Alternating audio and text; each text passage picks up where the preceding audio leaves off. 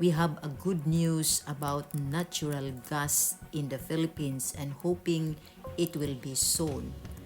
According to the Philippine News Agency, according to the Department of Energy, DOE, the natural gas will play a vital role in the country's energy mix and in the government's goal to achieve energy independence.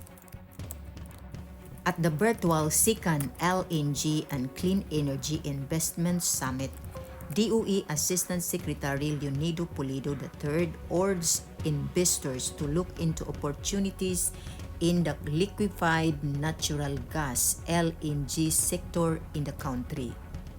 With Malampayas depletion estimated to occur in the next few years, there is an urgent need to attract more investments in the downstream LNG industry, Pulido said.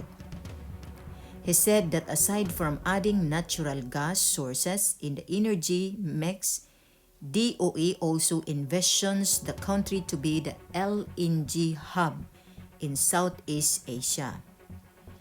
The DOE has issued 3 notices to proceed for LNG terminal projects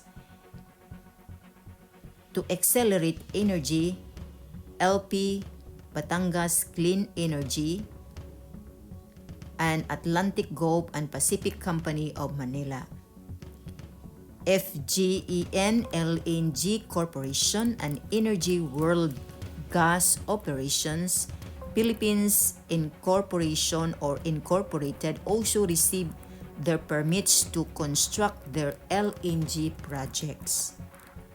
In the same virtual event, Senate Energy Committee Chair Sherwin Gatchalian said, "Natural gas is the fuel of choice and the fuel of the future for the Philippines as more firms are investing in the sector."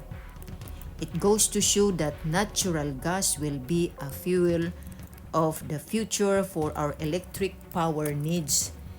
This is a signal to the market that natural gas and LNG will be here to stay in our energy mix, he said. Gatchalian echoed that LNG is a mode to achieve energy independence. "I'm looking to make our country more energy independent, and the way to do is to harness what we have in the country. Hydro, natural gas, as long as it doesn't burden our consumers with high electricity costs," he added.